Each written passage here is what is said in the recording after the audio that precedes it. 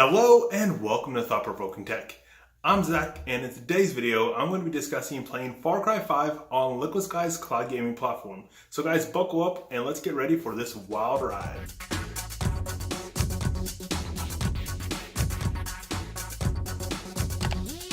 Alright, so I wanted to kick off this video by talking about my general experience with Far Cry 5 on LiquidSky. So the two biggest things that I want to bring up are the two issues that I pretty much have every time I test the game with LiquidSky. The first is the gamer mouse mode bug, where you have to alt-tab to a different program, hit F12, and then it will now allow you to engage gamer mouse mode. Without gamer mouse mode engaged, essentially your experience is going to be horrible because the mouse is not bound to the game. So the mouse will want to go to the edge, and normally when the mouse is snapped to the game, it'll act correctly. So I don't know what their issue is with the mouse, but hitting F12 inside pretty much every game I've tested doesn't work. But if you alt-tab to a program like Chrome, and I always use Chrome because I always have Chrome installed on every computer, so I always open Chrome first, then open the game. So then after I get into the game, I alt-tab to Chrome real quick, hit F12, and then when I alt-tab back to the game, I can now hit F12 and gamer mouse mode will be engaged. So that's not a massive issue, because if I have a 2-hour playtime, I spend 10 seconds, and that issue is resolved for the entire duration of that play period. The biggest issue is their streaming client, and it has continued to be an issue for well over a year now, and something I really wish they'd focus on and try resolving. And the issue that I'm talking about, which I'll show on the screen behind me, is the glitchiness aspect of their decoding client or their encoding client. I don't know exactly where the issue is, but essentially it'll get blocky, or sometimes the color will be distorted, but only in a portion of the screen normally. It's normally not the entire screen. And I've tested this on multiple different networks, so it doesn't seem to be anything network related. I've tested it on networks with all the way up to a gigabit downstream on Google Fiber, to my home connection with this Comcast, which gets about 700 megabits downstream, and I've also tested it on a 50 megabit downstream connection, and I have this issue on every network. And it's not a constant issue, but it is persistent enough that it is definitely annoying.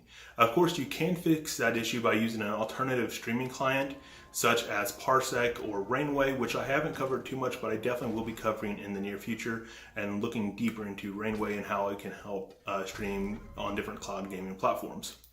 So with those two issues aside, the general experience is pretty good, unless you're playing on the gamer platform, but I'll cover that when I get to the benchmarks and the cold hard facts. So in terms of general performance, I would not recommend playing Far Cry 5 on the gamer tier at all. Even with my optimized settings, I wasn't able to achieve more than around a 25 FPS average on the gamer tier, and that's pretty much taking the quality settings all the way down.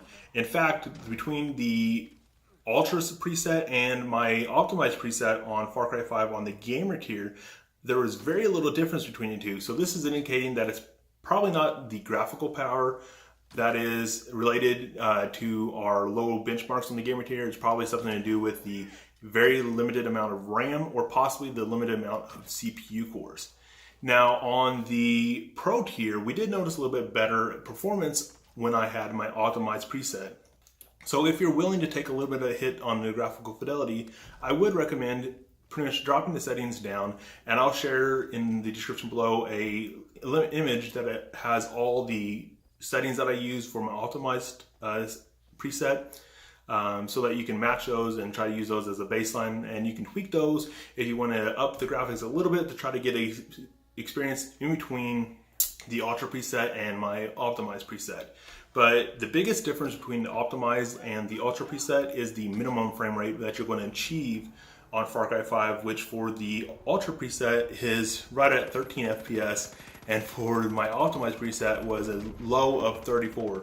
So the low of 34 is definitely playable. With an average of 55, that is definitely a playable experience. So I would highly recommend, if you're going to be playing Far Cry 5 on LiquidSky at all, to use my optimized settings, because it simply makes the game more playable.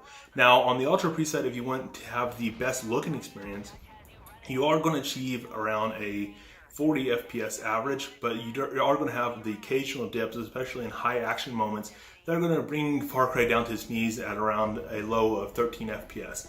Of course, your mileage might vary. You might only have a low of 15, and the dips aren't super common, but they are often enough that it's going to get annoying to you when you have that stuttery gameplay. So I would highly recommend maybe taking some middle grounds between the settings that I used and the ultra preset, and maybe getting where your dips are in the 25 FPS, but you still have a little bit more in terms of graphical fidelity.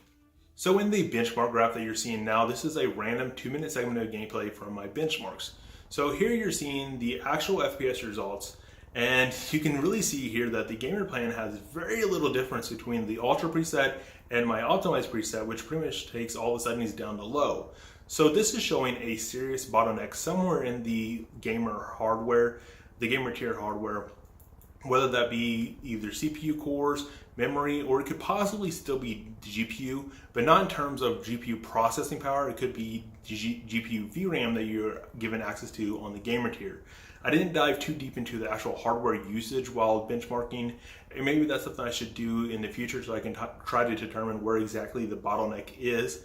But if you are going to be playing on the gamer tier, you're not going to have a great experience. But the one thing you can try if you are strapped for Sky credits, especially if you're on the pay to go, since they upped the Sky credit usage, one thing you can try to do is playing at 720p. I haven't tested this, but it should be able to give you a little bit better experience simply due to the lower resolution. So by using my optimized preset and playing on 720p, you might be able to get by with a decent experience on the gamer tier with Farcry 5. Now moving on to the Pro tier, it's a little bit different story here. We can actually see some difference between the optimized tier and the ultra preset. The biggest difference is your reliability or the steadiness of your experience. You can see here that the Pro tier on my optimized preset was very steady. It had very little fluctuation in terms of the GPU performance. Now this is a random 2-minute segment of gameplay, so I might not have had any super intense actions in that random segment, but you don't see many dips here, and it's much more narrow band in terms of your GPU fluctuation. On the ultra preset, you see that it's much more irregular, and you have a lot more dips, and it's simply not a steady experience. And if you have a steady experience at 40 FPS versus a regular experience with an average of 35, even though it's only a 5 FPS difference, and I don't know if those are the exact numbers, I'm just using this as an example, but 5 FPS on average might not seem like too much, but it's more in terms of the reliability and the steadiness of the experience actually has a big factor too. So 5 FPS might not seem like a big number, but you also have to take into fact the reliability and the steadiness of the experience. And that's why I really show this graph, because it does show that very well, and that is something to definitely take into account when choosing which quality settings to use on a certain cloud gaming platform. So thanks for watching today's video, guys. I hope you found this video informative as well as entertaining, and hopefully it gave you a little bit about feedback about playing Far Cry 5 on LiquidSky. And if you do have LiquidSky already, hopefully it gave you a little bit of help into getting a little bit better experience with Far Cry 5 on the LiquidSky platform.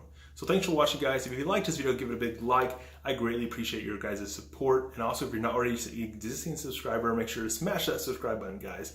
Also, I just wanted to give a shout out to my set behind me. I'm starting to work on a more professional looking set, so I hope it's looking cool. It is the very early stages, guys, so don't judge it too much at this point in time. But throughout the next coming videos, you'll start to see some changes happening, and hopefully a more professional experience, but hopefully one that just looks a little cooler. I'm going to do some LED lighting too eventually, but for now I'm just 3D printing some hex things that I designed and making a background. So there's going to be some gray, and there's also going to be blue and orange, of course, for the Provoking Tech color. So hopefully you guys enjoy this. Hopefully you are liking the maybe more professional kind of video production. I hope it is getting better. Hopefully audio and video are both getting better too as we try to improve the channel as a whole. So thanks for watching, guys. I hope you enjoyed this video, and until next time, Zach out.